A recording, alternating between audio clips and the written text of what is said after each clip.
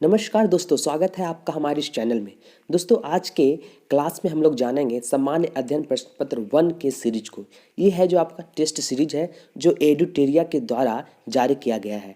आप चाहें तो उसको कोई भी अपने नज़दीकी बुक स्टॉल से एडुटेरिया का जो टेस्ट सीरीज है आप खरीद सकते हैं या फ्लिपकार्ट से भी आप ऑर्डर कर सकते हैं। तो दोस्तों, इसी अध्ययन में सामान्य अध्ययन का प्रश्न पत्र 1 हम का आपके साथ प्रैक्टिस करने जा रहे हैं। ठीक है, आप अपना प्रैक्टिस देख सकते हैं कि आपने किस हद तक प्रैक्टिस की है, कि आपके कितने क्वेश्चंस हैं जो अब बन रहे हैं। ओके, तो चलिए आज का बात करते हैं कि हाल ही में मॉरिशस के समुद्री क्षेत्र में तेल रिसाव के कारण मॉरिशस सरकार ने पर्यावरणीय आपातकाल घोषित किया था। तेल ले जा रहा जहाज किस देश का था? तेल ले जा रहा जहाज जापान का था दोस्तों जी।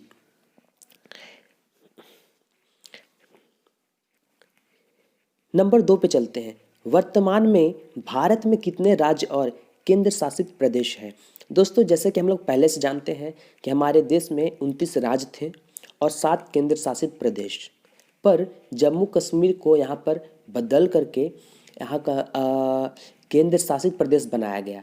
लेकिन जम्मू कश्मीर 2 पार्ट, एक लद्दाख और एक खुद जम्मू कश्मीर, 2 को यहाँ केंद्र शासित प्रदेश है जो बनाया गया है। तो टोटल जो हो गए केंद्र शासित प्रदेश, पहले 7 थे, अब हो गए 2 और बढ़ गए, तो 7 2 9 हो गए। इधर 29 राज्य थे पर एक घट गए जम्मू कश्मीर, तो 28 हो गया ना। अब यहाँ पर देखिए कि दादर नगर हवेली एंड दमन दीव, इस दोनों केंद्र शासित प्रदेश को एक कर दिया गया।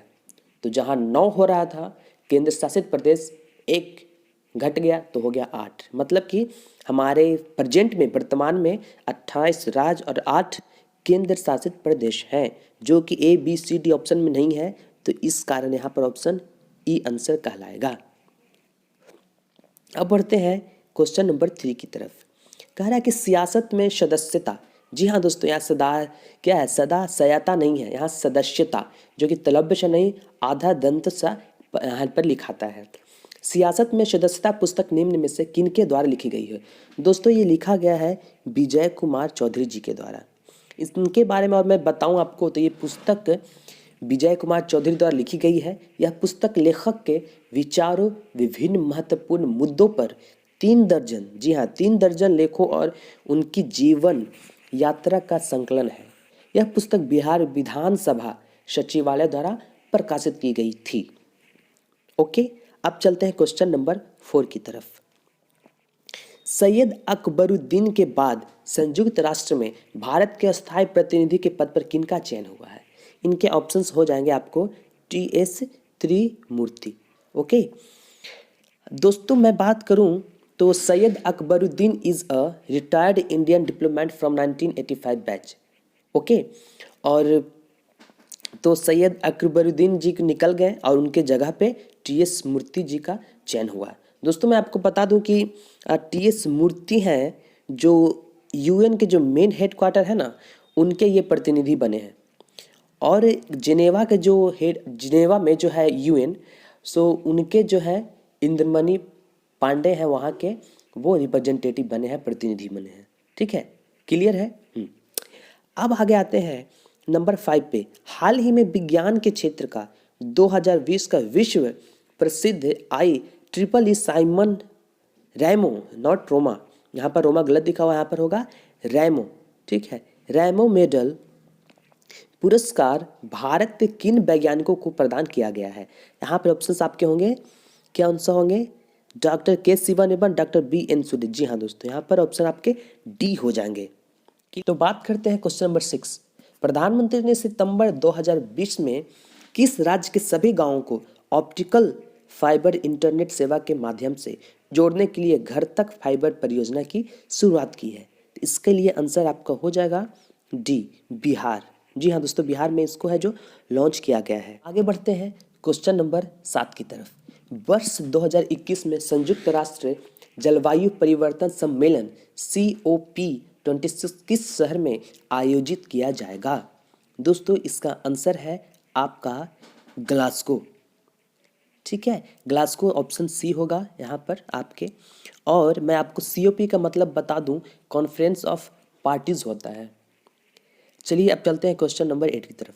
केंद्रीय मंत्रिमंडल ने सितंबर 2020 में जम्मू कश्मीर की कितनी भाषाओं को केंद्र शासित प्रदेश की आधिकारिक भाषा के रूप में मंजूरी प्रदान की है? दोस्तों यहाँ पर आंसर हो जाएगा 5। कौन कौन है जो मैं आपको यहाँ पर अभी बता देता हूँ। यहाँ पर है हिंदी, अंग्रेजी, उर्दू, कश्मीरी और डोगरी। ओके, तो टोटल 5 भाषा आपके हो गए। क्वेश्चन नंबर 9 पे, हाल ही में भारत के पूर्व राष्ट्रपति श्री प्रणब मुखर्जी की कोरोना वायरस से मृत्यु हो गई। वह भारत के राष्ट्रपति थे, तो कौन थे? 12वें थे, 13वें थे, 14वें थे, 11वें थे। ओके, मैं आपको यहाँ पर बताता हूँ। यहाँ पर दोस्तों 11वें की बात करें तो 11वें थे APJ अब्दुल कलाम, जिनका कार्यकाल 2002 से 2007 तक बीच के रहा। 12वें में थे प्रतिभा देवी सिंह पाटिल, जिनका कार्यकाल 2007 से 2012 के बीच में रहा। 13वें थे प्रणब मुखर्जी, जिनका कार्यकाल 2012 से 2017 के लिए तक रहा। अब रहा 14वें, वो है रामनाथ कोविंद जी, जिनका कार्यकाल 2017 से लेकर के अभी तक चल रहा है। तो आंसर में क्या होंगे? प्रणब मुखर्जी 13वें। तो यहाँ पर 13 हम लोग टिक लगा सकते हैं। चलते हैं क्वेश्चन नंबर 10 की तरफ। हाल ही में किस देश के साथ भारत ने बौद्धिक संपदा के क्षेत्र में सहयोग के लिए समझौता ज्ञापन पर हस्ताक्षर किया है? यहाँ पर आंसर हो जाएगा आपका ऑप्शन सी, डेनमार्क। अच्छा, आप जानते हो कि बौद्धिक संपदा मतलब क्या होता है? ये होता है इंटेलेक्चुअल प्रॉपर्टी, मतलब कि आप जो सोचते हो, जो दिमाग लगाते हो, उसके थ्रू जो उपजा हुआ चीज़ है उसको बोलते हैं बौद्धिक संपदा। इसके अंतर्गत कुछ पेटेंट आते हैं और आविष्कार आते हैं, बहुत सारी चीज़ें आती हैं जो आपके दिमाग से निकलती हैं और उस पर सिर्फ और सिर्फ आपका हक होता है और होना भी चाहिए। ठीक है, उस पर किसी और का हक ना बने, इसीलिए इस चीज़ के लिए समझौता किया गया है। ओके, चलिए क्वेश्चन नंबर अब 11 की तरफ बढ़ते हैं। भारतीय अंतरिक्ष अनुसंधान संगठन इसरो ने किस वर्ष तक अंतरिक्ष में खुद का स्पेस स्टेशन बनाने का निर्णय किया है? दोस्तों हाल ही में के सिवन जी ने इस बात को जाहिर करके बताया था कि अगर अपनी पहुंच बढ़ानी है ऊपर आसमान में, अंतरिक्ष में, तो आपको अपना स्पेसक्राफ्ट लॉन्च करना ही होगा। तो इसके लिए उन्होंने बताया था कि 2030 तक बनाने का उन्होंने निर्णय लिया है। तो आंसर हो जाएगा सी, 2030। क्लियर है? अब आते हैं क्वेश्चन नंबर 12 की तरफ। हाल ही में सितंबर 2019 में गुट निरपेक्ष देशों का शिखर सम्मेलन कहाँ आयोजित किया गया था? दोस्तों ये आयोजित किया गया था बाकू में। जी हाँ दोस्तों, बाकू, ऑप्शन डी होगा यहाँ पर।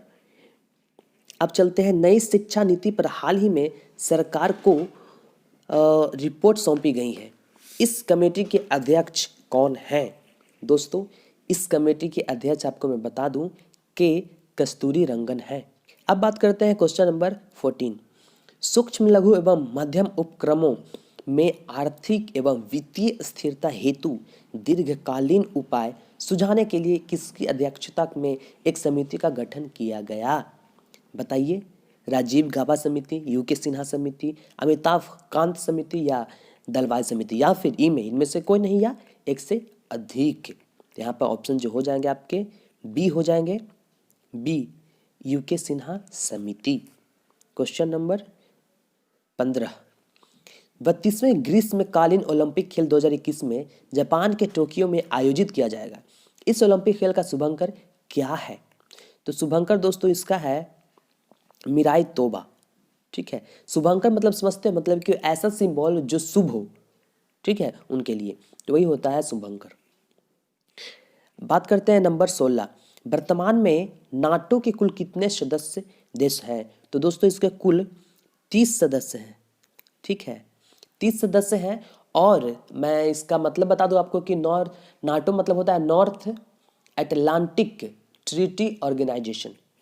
इस ऑर्गेनाइजेशन को बनाने का पता है मेन जो उद्देश्य था कि एक दूसरे की हेल्प, ठीक है, खास करके डिफेंस लाइन में।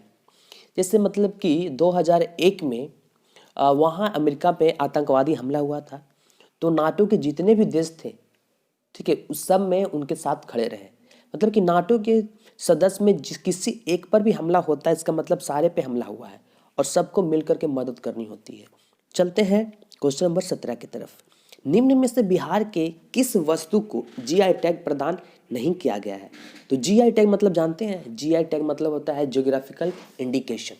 अब ये ज्योग्राफिकल इंडिकेशन मतलब क्या होता है, इसका हिंदी बता दूं मैं, भौगोलिक संकेत। मतलब किसी एक खास जगह पे उस जगह से रिलेटेड चीज़ें हैं जो बहुत ज़्यादा फेमस हो जाती है। जैसे कोलकाता उड़ीसा का जो था रसगुल्ला वाला लड़ाई, वो काफ़ी चल रहा था, तो दोनों को जीआई टैग मिल गया। ठीक है, जीआई टैग मिलने से क्या होता है कि उसका स्पेशल लोगो मिलता है दोस्तों। ठीक है, और वो लोगों को पहचान होती है कि नहीं ये वहीं का ही है, और वो लोगों का इस्तेमाल कोई दूसरा नहीं कर सकता है, उड़ीसा और कलकत्ता ही करेगा। ओके, अब बात करते हैं कि जो क्या बोला जाए, सिलाब का खाजा, मघी पान, शाही लीची, जर्दालू आम, ये सारे के सारे को जीआई टैग मिल गया है। ठीक है, तो ऑप्शन क्या होगा? तो सभी को मिल गया, तो ऑप्शन यहाँ पर आपको ई हो जाएगा, है ना, ई हो जाएगा आंसर। तो आगे बढ़ते हैं, 17 नंबर ख़त्म, 8वां पे आते हैं कि लेटेस्ट ड्रीम पुस्तक के लेखक हैं, तो कौन है? इसके हैं Pope Francis. Option number B, Chetan Bhagat नहीं है, रस्किन बॉन्ड नहीं है, शशि थरूर भी नहीं है, सिर्फ है सिर्फ पॉप फ्रांसिस। 19 नंबर, हाल ही में किस भारतवंशी को अमेरिका में डेमोक्रेट्स पार्टी की तरफ से उपराष्ट्रपति का उम्मीदवार बनाया गया है? यहाँ पर आंसर हो जाएंगे Kamala Harris. Okay, let's go to the next question. अब बोला जा रहा है कि हाल ही में पटना हाईकोर्ट के मुख्य न्यायाधीश के पद पर चयनित होने वाले संजय करोल इससे पूर्व किस हाईकोर्ट के मुख्य न्यायाधीश के रूप में कार्यरत थे? ये थे त्रिपुरा हाईकोर्ट के मुख्य न्यायाधीश के रूप में कार्यरत थे। 21 नंबर, किस राज्य द्वारा नगरोत्थान योजना शुरू की गई? तो ये है आपका ऑप्शन बी, कर्नाटक। बिहार में नहीं, महाराष्ट्र में नहीं, असम में भी नहीं, ऑप्शन यहाँ पर है कर्नाटक। क्लियर है? क्वेश्चन नंबर 22, कौन सा दिवस दक्षिण दक्षिण सहयोग के लिए अंतर्राष्ट्रीय दिवस के रूप में मनाया जाता है? यहाँ पर आंसर हो जाएगा ऑप्शन कौन सा है? ए, 12 सितंबर। ऑप्शन हो जाएगा यहाँ पर 12 सितंबर है जो मनाया जाता है दक्षिण दक्षिण सहयोग के लिए। क्लियर है? क्वेश्चन नंबर 23, आईसीसी एक दिवसीय क्रिकेट विश्व कप 2023 का आयोजन किस देश में होगा? सिंपल सी बात है, कुछ नहीं, किसी से पूछे बता देगा, सी, भारत। निम्नलिखित में से कौन सा देश संघाई सहयोग संगठन एससीओ का सदस्य नहीं है? तो यहाँ पर दोस्तों कजाकिस्तान, किर्गिस्तान, तजाकिस्तान, उज्बेकिस्तान चारों है।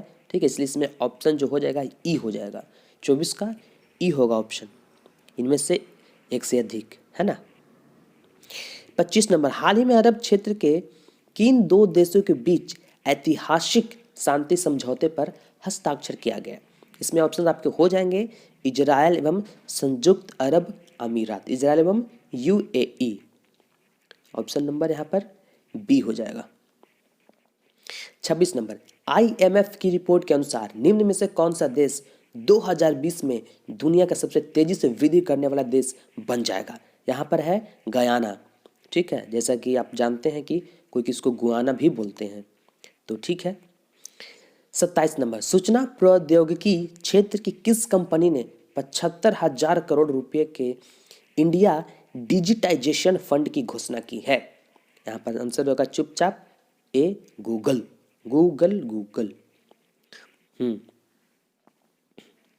अब चलते हैं क्वेश्चन नंबर 28 की तरफ। वर्तमान में सौरमंडल के किस ग्रह के सर्वाधिक उपग्रह हैं? ऑप्शन यहाँ पर बी, शनि के बहुत ही ज़्यादा उपग्रह हैं। 29 नंबर, हाल ही में कोरोना महामारी के दौर में विदेशों में फंसे भारतीय नागरिकों को घर वापस लाने हेतु सरकार द्वारा कौन सा मिशन प्रारंभ किया गया था? ऑपरेशन नमस्ते नहीं, ऑपरेशन संजीवनी मिशन सागर नहीं, वंदे भारत मिशन, तो हाँ यही होगा ऑप्शन डी। वर्तमान में 30 नंबर क्वेश्चन, वर्तमान में बिहार में राष्ट्रीय उच्च पथ की कुल लंबाई कितनी है? यहाँ पर ऑप्शन हो जाएगा ए, 4,917 किलोमीटर है। पुष्प के विभिन्न भागों में निम्नलिखित में से कौन सा सम्मिलित है? तो दोस्तों पुष्प के जो विभिन्न भाग होते हैं वो बाह्यदल होते हैं, पंखुड़ी भी होती है, पुंकेसर, स्त्रीकेसर होते हैं, और क्या नहीं होते हैं? मूलांकुर नहीं होते हैं। इस वजह से आपको ऑप्शन हो जाएगा बी 1 2 3 4, 1 2 3 4, ऑप्शन बी यहाँ पर ऑप्शन डालिए। जल विद्युत का उत्पादन किस सिद्धांत पर कार्य करता है? तो जल विद्युत का उत्पादन किस सिद्धांत पर कार्य करता है? ऑप्शन है गुरुत्वीय स्थितिज ऊर्जा, दूसरा ऊर्जा संरक्षण सिद्धांत, गुरुत्वीय गतिज ऊर्जा, बर्नौली की द्रव गति की। इसमें सिर्फ होगा पहला और दूसरा। कौन सा? गुरुत्वीय स्थितिज ऊर्जा और ऊर्जा संरक्षण सिद्धांत इसलिए करता है क्योंकि यहाँ पर ऊर्जा कभी ख़त्म नहीं होता है। ठीक है, मैकेनिकल ऊर्जा से आप लोग रासायनिक ऊर्जा से विद्युत ऊर्जा में तो मतलब कि चेंज होते रहता है। ठीक है, तो ये चीज़ पता था, इस सिद्धांत पे ये काम करता है। गुरुत्वीय से तो आप रिलेटेड चीज़ तो आप जानते ही हैं। 33, नीचे दी गई सूची से मिलान करें और दो को सूचीबद्ध करें और सही उत्तर दें। ऑडियोमीटर, सिम ऑडियो से पता चल रहा है कि ध्वनि की तीव्रता इससे मापा जाएगा, तो ए का होगा 2, ऑप्शन ए ऑप्शन बी दोनों में ए का 2 है, तब मतलब कि सी डी तो खत्म ही हो गया। अब देखते हैं फोटोमीटर, तो फोटोमीटर से प्रकाश की तीव्रता मापी जाती है, तो बी का 3, तो बी का 3 इसका मतलब ए का 2 बी का 3, तो ऑप्शन यहाँ पर बी हो जाएगा।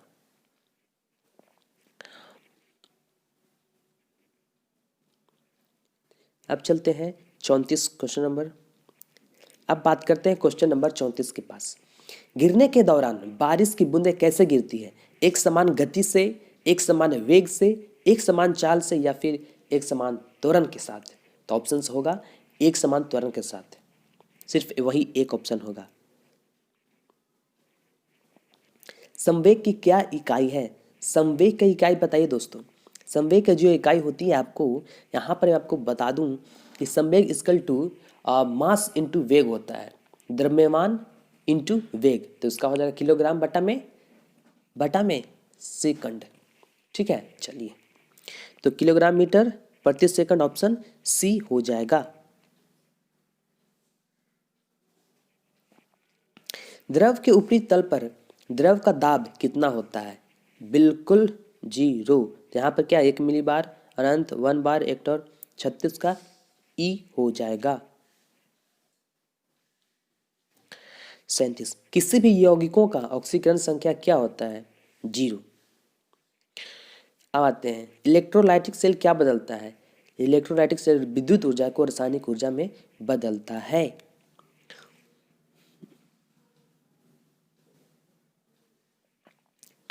दहन है 39 नंबर, एक रासायनिक अभिक्रिया, सही है। ऊष्माक्षेपीय अभिक्रिया बिल्कुल, चूंकि कोई भी चीज़ जलता है तो वो अपने पीछे तो छोड़ ही देता है ना।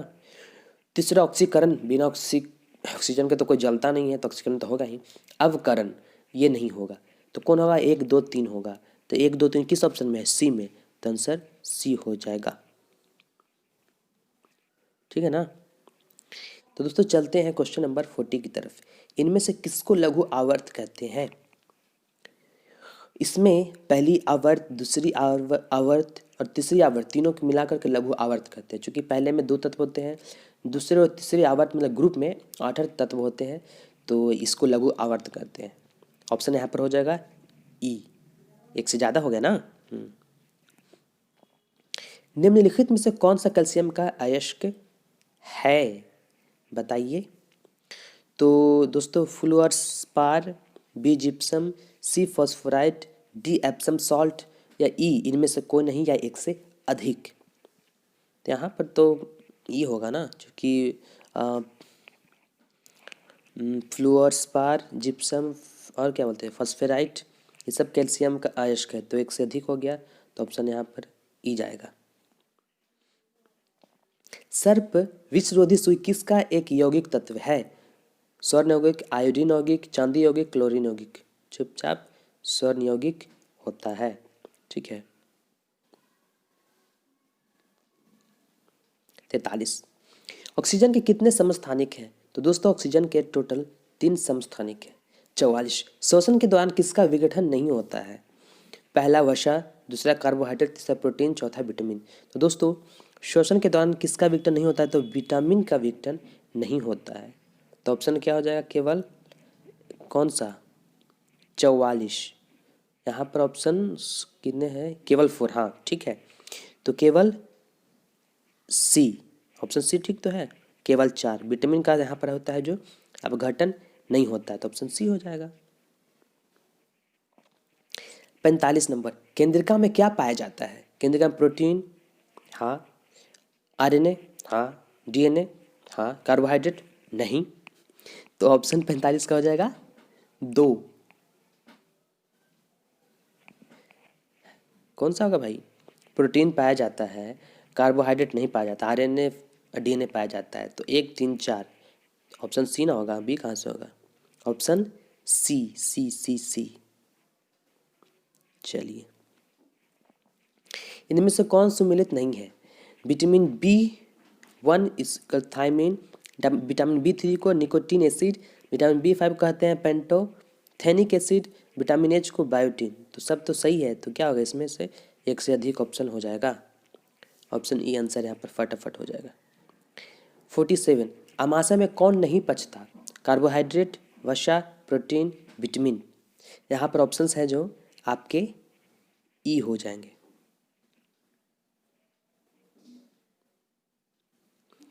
वयस्क 48, वयस्क मानव में मेरुदंड में कुल कितनी अस्थियां होती हैं? 26, टेल मी। 26 तो यस। 33 तो नहीं, तो बच्चे लोग में होता है। 24 या फिर 29, तो 26 यहाँ पर आंसर आपके हो जाएंगे। हीमोग्लोबिन क्या है? 49 नंबर, हीमोग्लोबिन क्या है? आयरन है, खनिज लवण है, विटामिन है, जटिल प्रोटीन है। आयरन तो नहीं है, इसमें आयरन अवेलेबल होता है, आयरन नहीं है। विटामिन, खनिज लवण, जटिल प्रोटीन, एक तरह का प्रोटीन है लेकिन क्या है? जटिल। तो ऑप्शन यहाँ पर डी हो जाएगा। 49 का डी आपको हो जाएगा। प्रोटीन संश्लेषण का सही क्रम कौन सा है? DNA, amino acid, RNA, protein. DNA, RNA, amino acid, protein. और क्या इसी में? RNA, DNA, amino acid, protein. फिर डी में amino acid, RNA, DNA, protein.